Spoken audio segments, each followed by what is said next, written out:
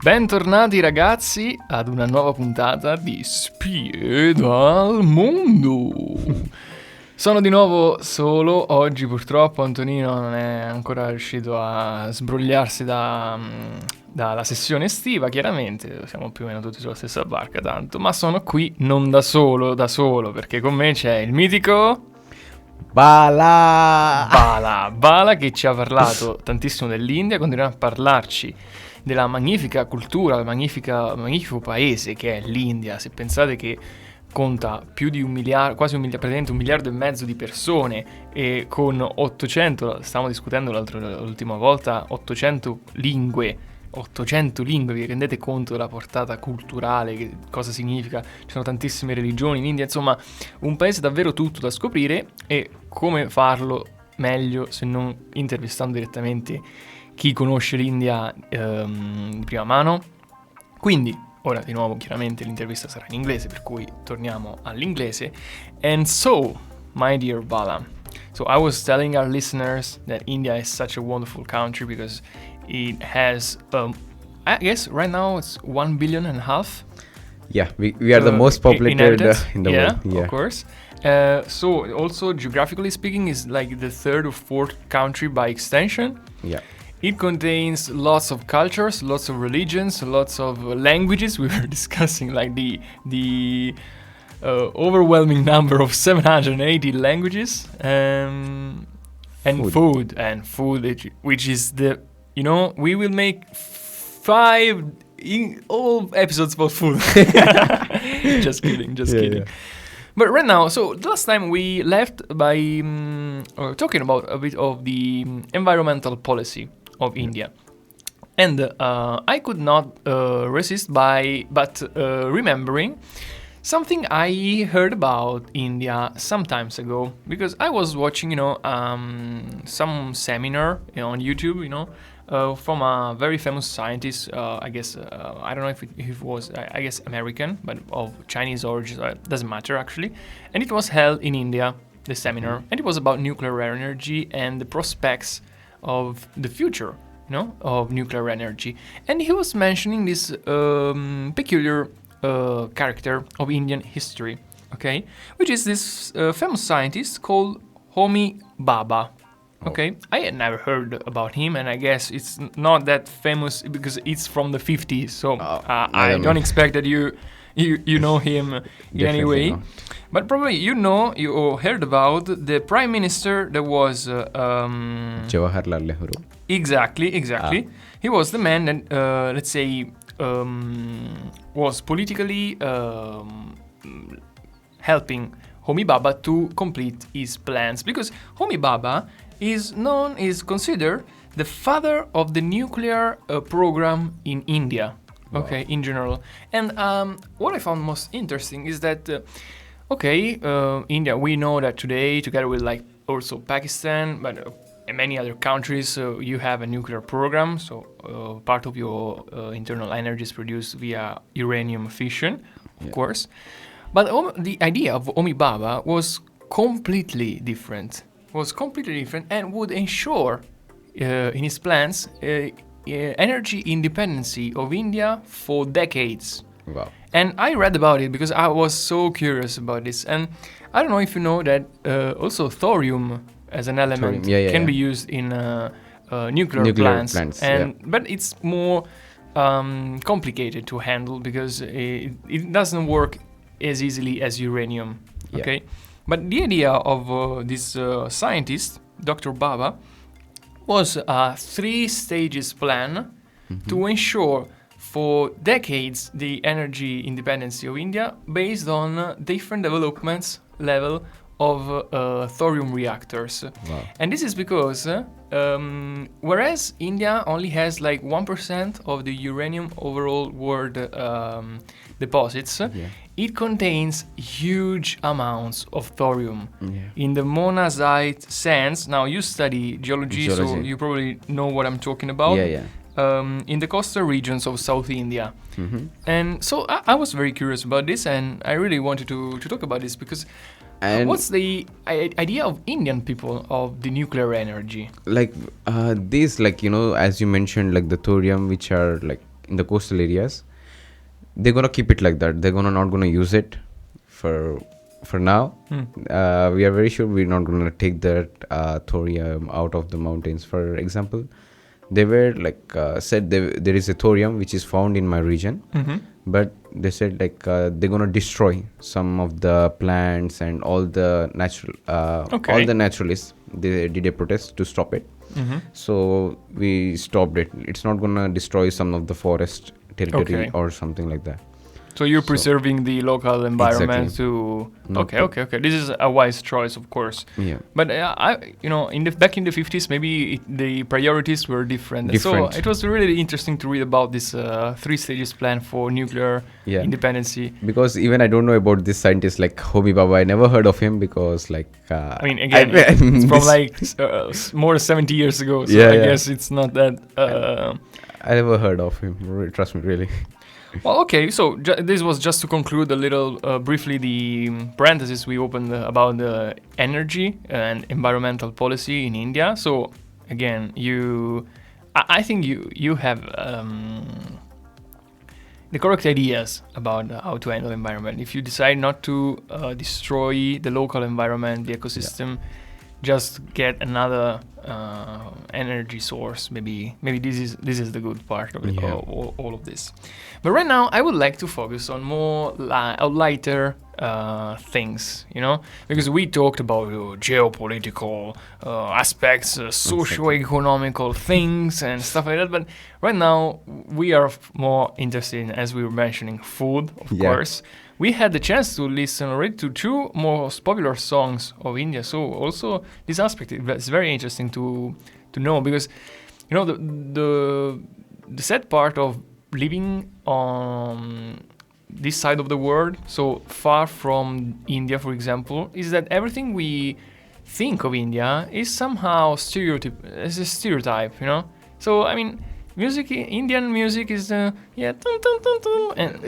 of course this is not true. I mean, India is growing so fast, as you mentioned. Also, the 4 years you spent here meant for you to witness huge changes in India. So I guess this is for everyone. Well, as you mentioned, like the songs like Turk Turk, that was one from the Punjabi. There is a state called Punjab. Okay. This is like, these songs are like widely spread around the world. Exactly. They're gonna love it. As well as for like Italians to know pizza and mafia. This is the same thing. Yeah. And that's sad, prejudice and stereotypes. Yeah. But in any case, so now let's delve into something more light, as we were mentioning. I'm most interested about holidays, national festivities, traditions. I don't know, what's the maybe we can also focus only on your region, because probably this is what you know the best. Yeah. But I'm most interested about this aspect. What are the traditions? Like we have like a festival called Ugadi. Ugadi? Yeah. Okay. This is like a Telugu New Year. Telugu? Yeah. New Year. Like Telugu is your language. Yes. And this is the New Year for my language. Like we fixed the date. And every region, they have the different regional festivals. Like for example, like Pongal. We just say in Tamil Nadu there is a Pongal, and we celebrate as Sankranti, because in the month of January, the farmers bring the rice after 6 months of harvesting, naturally. They bring the rice in the month of January. In this occasion, they produce the rice, and they bring it home. So they celebrate the festival. Like this was coming from the ancient years, but they just say it in a different calling different stories, but this is the actual thing. Okay. Yeah. And like for every religion, we get a holiday. For example, in India, we have a lot of holidays. We don't have like Saturday as a holiday. Even the Saturday, there will be universities, colleges are open. Because the main reason is we get holidays, a lot of festivals. Like for example, like a freedom fighter Gandhi Jayanti, his birthday, or like some other freedom fighter's birthday, and like the festivals, the Bakrid, like even the Muslim festivals, like Hindu festivals are. Oh, this is interesting. So you have holidays for all kinds of festivities for all kinds of religions. Yeah. But do you go, because I know you are a Catholic. Yeah. Right? And there are not so many Christians in India, right? Yeah. And so, for example, do you have to go to school, for example, or university on Sunday? We don't go to school or university on Sundays. Like Sunday is a break. Okay, everyone. So for everyone. Everyone, yeah. Okay, this is but interesting. Only like we work from Monday to Saturday, and of course in month for sure you will get a holiday. Some festival will be coming up, like naming Vinayak Chavithi, for example, or like Hanuman Jayanti, or like different gods, like from Hindu, or like different religious one. Like for example, Guru Nanak Jayanti from Sikh. It's a different type of religion. You can find more in Punjab, like the people with the band on their head. Yeah, so these are the different types of festival. This is cool. And for example, religions. Talking about religions, I was reading about the history of India, as I mentioned, and what I found most interesting is the fact that so many different religions merged into one single country. Yeah. So naturally, like whereas. Like in Western history, you mostly find like violent intermissions and violent attempts to take control and stuff like that. Even during the Islam period, in India, sultans were very were very powerful, but really didn't care about converting all the people. So this I found this very interesting, because in India, essentially you have some Muslims, Hindus, Christians, Buddhists, Jainism, yeah, exactly. And Buddhism. I found out something cool about Jainism. Like the symbol is the swastika, but on the flip side, like exactly. Like you can find it on like Nazism, like during the Hitler period, like with that thing. But it was reversed. So like changing the meaning, and this was interesting. I was like reading, and like Jainism with the swastika, I was like, wait. What? Yeah, and also there is Sikh, like as we mentioned. Yes, exactly. Yeah, and these are the different kind of tradition we all merge together with, like we just live their own lives, like we just don't care about, okay, you're from Muslim, okay, nice. Even I have very good friends from Muslim, Hindu, and all, like Christians. Like I met like few of the Punjabi guys, even they were so friendly, like meeting our own people, like we feel like one togetherness, like diverse. Yeah, this was what I'm most interested about. Like, despite being so heterogeneous, do you all feel Indian in the first place? Yeah, of course we feel Indian. Like our religions are like our men. Even like if you ask like a Muslim guy, he say, I'm not some other country's Muslim. He say, I'm Indian Muslim. I belong to India, not to some other country. This is wonderful, because for example, I've had the chance to talk with many Spanish guys, for example, and also Spain is a very scattered country full of regions, and people there would say mostly like, okay, first I'm from this city, and I feel from this city. So for example, Valencian. Then I would feel from this region, and only in the end I would say, okay, yes, and I'm a Spanish guy overall. While in India, the nationalism is much stronger. Probably is also connected to your history. And about history, this is one question I've always asked to everybody, because I found it so interesting. Because from our point of view, it's the answer can sometimes be trivial, but actually knowing them from the local people, it's very interesting. So what would you say is the most important moment in Indian history, in your opinion? Maybe during the time like Jawaharlal Nehru, he gave Jammu and Kashmir for the, as I mentioned, like the whole place, like Jammu, this part of the Kashmir, it doesn't belong to neither Pakistanis or Indians. Actually, it was like the Pakistan was divided from India. Okay. And this was the part, also Jammu and Kashmir was with India. But these people of Pakistan, they just want also the part of Kashmir. But we don't want to leave the Kashmir. And we love Kashmir, So this happened when? Back in 1947, 1948, during getting the freedom. Okay, so yeah, they were the years in which then Mahatma Gandhi started the Pacific Revolution, and we all know the story. So this is interesting. So the controversy about the Kashmir region is something I will focus on maybe in my research. Yeah, sure. So, Bala, we spoke about religions, we spoke about different also languages, and I would like to test you right now. Sure. Okay, so now is time in which you get evaluated. No, I'm just kidding. Okay. There will be no credits attributed to this, unfortunately. But I'm very curious about the sounds of your language. Okay, you said your mother tongue is Telugu. Yeah, exactly. Telugu from the region of Telangana. Telangana, of course, in the southern part of India. Yeah. And I'm really curious. Like, do you have a hymn, national hymn, or regional saying, motto, or something like that you can tell us just to to feel the sound of your language? Well, I don't actually have a motto. I mean, we don't have any motto or something, like depending on the region one, and depending upon the parties, the politicians, they just say Jai Telangana. Jai Telangana. Yeah, just like hailing Telangana. Okay. Yeah. And I don't know. Can you I don't know, just say something, maybe a short story, something that your grandmas would tell you in the night in your mother tongue. Just I would like to take the sounds of your language. I'm really interested about listening to you while speaking.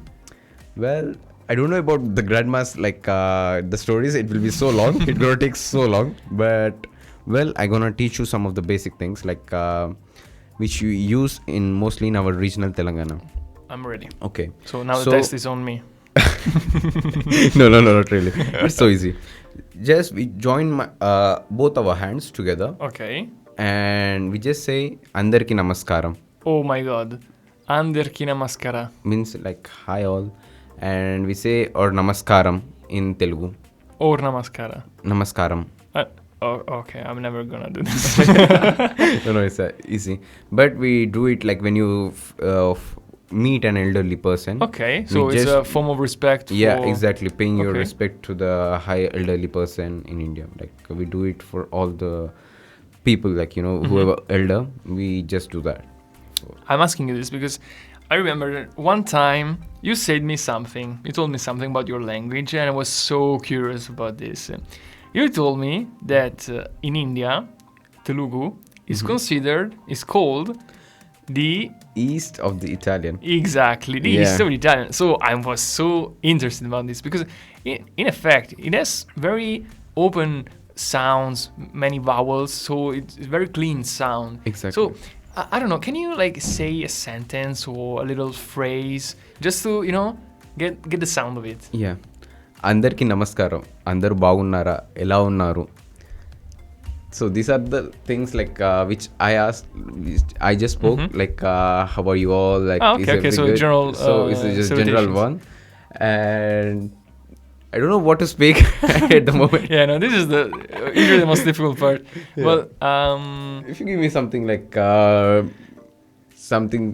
speak the sentence or something, then I can. You can say something like, "I'm here at the web radio from University of Camerino. Okay. We are having so much fun and hope you all enjoy this interview." I don't know, something like that. నేను ఇప్పుడు ప్రస్తుతం web radio యూనికామ్లో ఉన్నాను. నాకు తెలిసి మీరందరూ